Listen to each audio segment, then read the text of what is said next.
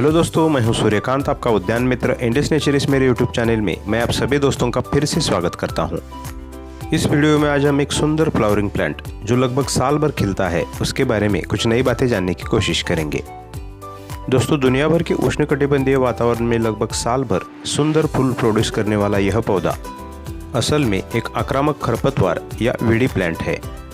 इन पौधों पर लगभग साल भर फ्लावरिंग होने के कारण डेकोरेटिव पर्पस के लिए हमने हमारी प्लांट गैलरी में इन पौधों को लाया है, जो कुदरत में या फिर खेती में असल में एक खरपतवार का पौधा है।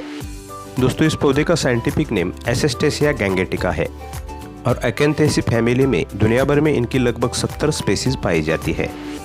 मूल रूप से यह पौधे हमारा भारत, मलय प्रायद्वीप और अफ्रीका के मूल निवासी है। यहाँ के प्राकृतिक वातावरण में यह पौधे नदियों के किनारे, ढलानों पर, झाड़ियों में और सड़कों के किनारे प्राकृतिक रूप में बढ़ते पाए जाते हैं। इस पौधे का साइंटिफिक नेम एसेस्टेसिया गैंगेटिका हमारे भारत की गंगा नदी को दर्शाता है, क्योंकि गंगा नदी के आसपास के भौगोलिक वातावरण में यह पौधे प्राकृतिक रूप में बढ़ते पाए गए और साथ में प्रादेशिक वितरण प्रणाली अनुसार भी इस पौधे को Ganga primrose, Chinese violet, creeping foxglove, Coromandel, false snapdragon, Sanskrit में लवनवल्ली ऐसे नामों से जाना पहचाना जाता है। दोस्तों, यह चाइनीज वायोलेट का पौधा एक ग्राउंड कवर कैटेगरी का पौधा है, जो प्राकृतिक वातावरण में ज़मीन पर एक चटाई जैसी व्यवस्था बनाकर बड़े से बड़े एरिया में फैल जाता है। इनके स्पेसीज में अलग अलग कलर्स के फूल लगभग साल भर खिलते हैं, जिसमें इस तरह के सफ़ेद, लैवेंडर और हल्के येलो शेड के फ्लावर्स कॉमनली ब्लूम करते हैं। इनके फूल इस तरह घंटी के आकार के या फिर ट्रम्पेट टाइप होते हैं, जिसमें बाहर की तरफ मुड़ी हुई लगभग 5 पंखुड़ियाँ या फिर 5 लोब होते हैं। इस सफ़ेद पंखुड़ियों वाली वैरायटी में बीच का सेंटर इस तरह से येलो शेड का होता है। पोषण स्थिति अनुसार यह फ्लावर्स लगभग 1 से 1.5 इंच लंबे होते हैं और खुली हुई पंखुड़ियों के साथ इनका डायमीटर भी लगभग 1 इंच का होता है। यह फूल सिर्फ दिखावटी या फिर ऑर्नामेंटल टाइप की होती है, इसलिए इनमें कोई सुगंध या खुशबू नहीं होती। इस तरह की छोटी छोटी मल्टीपल कलियों से यह फ्लावर्स लगातार कॉन्स्टेंटली ब्लूमिंग करते रहते हैं। हमारी प्लांट गैलरी में या फिर प्राकृतिक वातावरण में भी पोषण स्थिति अनुसार यह पौधा एवरेजली 45 से 50 दिनों में अपनी फ्लावरिंग शुरू कर देता है। मतलब हमारी प्लांट गैलरी में इस पौधे के प्लांटेशन के बाद महज 1.5 महीने के अंतराल में कॉन्स्टेंटली फ्लावर प्रोड्यूस करने की हमारी ख्वाहिश यह पौधा पूरी कर सकता है। साथ में यह एक वीडी स्पेसीज का पौधा होने के कारण बहुत ही लो मेंटेनेंस कैटेगरी के साथ काफ़ी हार्डी पौधा है, जो थोड़ी सी देखभाल के साथ हमारे गार्डन में हमेशा फ्लावरिंग बनाए रखता है। साथ में इन फूलों से शहद या नेक्टर चूसने के लिए हनी बीज या फिर बटरफ्लाइज काफ़ी बड़ी तादाद में इन फूलों की तरफ आकर्षित होते हैं। दोस्तों, इस चाइनीज वायोलेट की पत्तियां दिखने में काफ़ी सिंपल और डार्क ग्रीन टाइप की होती है। इन पत्तियों का डार्क ग्रीन कलर इन पौधों को मिलने वाली न्यूट्रिशन पर भी निर्भर करता है, जैसे कि डिमांड अनुसार नाइट्रोजन की आपूर्ति का होना। साथ में इसकी डार्क ग्रीन पत्तियां पोषण स्थिति अनुसार एवरेजली 3 इंच लंबी और 1 से 1.5 इंच चौड़ी होती है। इन हार्ट शेप्ड पत्तियों की ऊपरी सतह पर मुख्य शिरा और उपशिराएं स्पष्ट रूप से दिखाई देती है। ग्राउंड कवर के रूप में आउटडोर गार्डन में ज़मीन पर एक कालीन या फिर चटाई जैसी व्यवस्था बनाकर फैलने के साथ साथ यह पौधे ऊंचाई में एवरेजली 2 से 3 फीट तक अपना विकास करते हैं।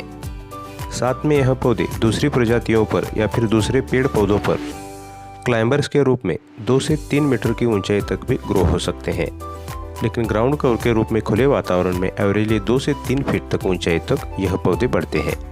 दोस्तों, इस चाइनीज वायोलेट पौधों के सनलाइट नीड के बारे में देखा जाए तो यह पौधे प्राकृतिक वातावरण में पूर्ण सूरज की रोशनी के नीचे पनपने वाले पौधे हैं। मूल रूप से प्राकृतिक वातावरण में यह एक आक्रामक खरपतवार होने के कारण इसकी ज़्यादा केयर करने की हमें ज़रूरत नहीं होती, क्योंकि यह पौधे खुले वातावरण में सभी परिस्थितियों में हार्डली खुद को सर्वाइव करने की क्षमता रखते हैं। इसलिए हमारी प्लांट गैलरी में आउटडोर गार्डन में ज़्यादातर गार्डन की खुली ज़मीन में लगाए गए पौधों को हमें पूर्ण सूरज की रोशनी के नीचे लगाना है। मूवेबल प्लांट्स को, जैसे कि हैंगिंग बास्केट या फिर छोटे पॉट्स में लगाए गए पौधों को बहुत तेज़ गर्मियों के दिनों में थोड़े से फिल्टर्ड सनलाइट वाली स्थिति में मूव कर सकते हैं, क्योंकि सभी प्रकार के पॉट प्लांट्स का कनेक्शन सीधे ज़मीन से नहीं रहता। ज़मीन की तुलना में सभी प्रकार के पॉट प्लांट्स एक कॉम्पैक्ट, सीमित और आर्टिफिशियल रचना में बढ़ते हैं। इसके बजाय खुली ज़मीन या फिर आउटडोर गार्डन में कुदरत की स्वयंपूर्ण स्वयं विकासी व्यवस्था काम करती है। वैसे देखा जाए तो यह टॉपिक बहुत बड़ा है, लेकिन जगह के अभाव के कारण हम बाग प्रेमी हमारे बागबानी का शौक जहाँ भी जगह मिले वहाँ पौधों को लगाकर पूरा करते हैं। इसलिए इन पौधों के साल भर के सनी लोकेशन के लिए हमारी प्लांट गैलरी में पृथ्वी के उत्तरी गोलार्ध में ज़्यादातर सब ट्रॉपिकल जोन में हमारे घर के साइड का साउथ ईस्ट या साउथ वेस्ट लोकेशन होना चाहिए, और ठीक इसके विपरीत पृथ्वी के दक्षिण गोलार्ध में भी नॉर्थ ईस्ट या नॉर्थ वेस्ट लोकेशन इन पौधों के लिए होना चाहिए। साथ में इन पौधों को ज़्यादा शेडी एरियाज़ में हमें नहीं ग्रो करना है, क्योंकि बहुत ही शेडी एरियाज़ में यह पौधे ना ही अपना अच्छा विकास कर पाएंगे और ना ही इस पर कोई फ्लावरिंग होगी। इसलिए आउटडोर गार्डन में खुली धूप के नीचे हमें इन पौधों को लगाना है। दोस्तों, इन पौधों की पानी की ज़रूरत के बारे में देखा जाए तो हमेशा इनकी मिट्टी हमें आर्द्रता वाली या फिर मॉइस्ट रखनी है, क्योंकि ज़्यादातर सभी प्रकार के ग्राउंड कवर कैटेगरी के पौधे ज़मीन की सतह पर फैलते हैं और अपने स्टेम के हर नोड से अपनी जड़ें जमा लेते हैं। इसलिए इनकी जड़ें ज़मीन के अंदर गहराई तक नहीं जाती।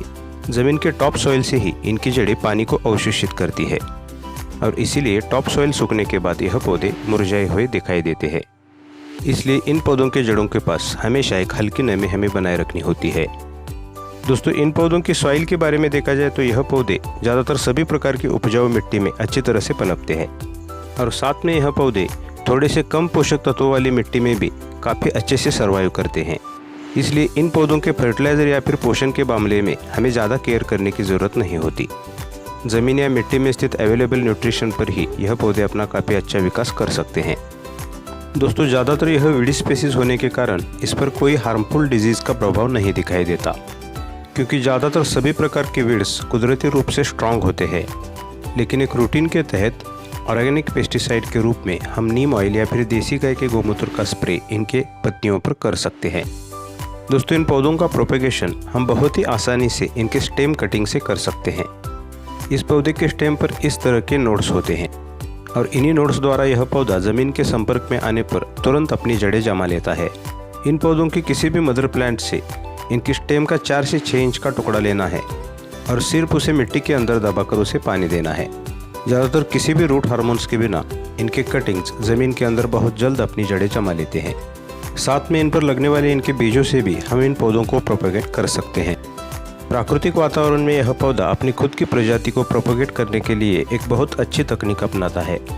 एक मैच्योर स्टेज में इन पौधों के पके हुए फल कुछ इस तरह से फट जाते हैं कि उसमें जो बीज होते हैं वो मदर प्लांट से लगभग 2 से 3 मीटर की दूरी तक बिखर जाते हैं, और इसी तरह प्राकृतिक वातावरण में इनके अगणित पौधे तैयार होते हैं, और धीरे धीरे यह पौधे एक आक्रामक खरपतवार या फिर वीड का रूप धारण करते हैं, जिन्हें हटाना बेहद मुश्किल काम बन जाता है। इसलिए ऑस्ट्रेलिया जैसे देशों में इन पौधों को अलर्ट लिस्ट या अलर्ट सूची में दर्ज किया गया है। वहाँ इन पौधों की रोकथाम या फिर इनको नियंत्रित करने के लिए विशेष गवर्नमेंट एजेंसीज बनाई गई है। इससे इस प्रजाति के आक्रामक रूप में फैलाव का हम अंदाज़ा लगा सकते हैं। प्राकृतिक वातावरण में यह पौधे लोकल बायोडाइवर्सिटी को काफ़ी प्रभावित करते हैं, लेकिन हम हमारी प्लांट गैलरी में इन पौधों की ग्रोथ को कटिंग या प्रूनिंग के माध्यम से मर्यादित रख सकते हैं। लगभग ज़मीन के सतह तक भी हम इन पौधों की हार्डली प्रूनिंग कर सकते हैं। यह काफ़ी हार्डी प्लांट है जो हार्ड प्रूनिंग के बाद भी नए शूट्स द्वारा बहुत ही जल्द खुद को मेंटेन कर सकते हैं। दोस्तों, एक आक्रामक वीड होने के साथ साथ इस पौधे में कई औषधीय गुण भी पाए जाते हैं, जैसे कि स्किन डिजीज से लेकर स्नेक बाइट या फिर सर्पदंश के उपचार में भी इन पौधों का उपयोग किया जाता है।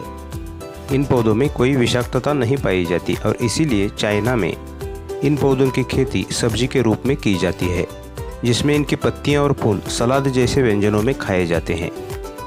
दोस्तों, लगभग साल भर अपने मल्टीपल फूलों से अपनी फ्लावरिंग बनाए रखने वाले इस पौधे को हम हमारी प्लांट गैलरी में हैंगिंग बास्केट से लेकर टैबलेट टाइप कंटेनरों में या पॉट्स में बहुत आसानी से ग्रो कर सकते हैं।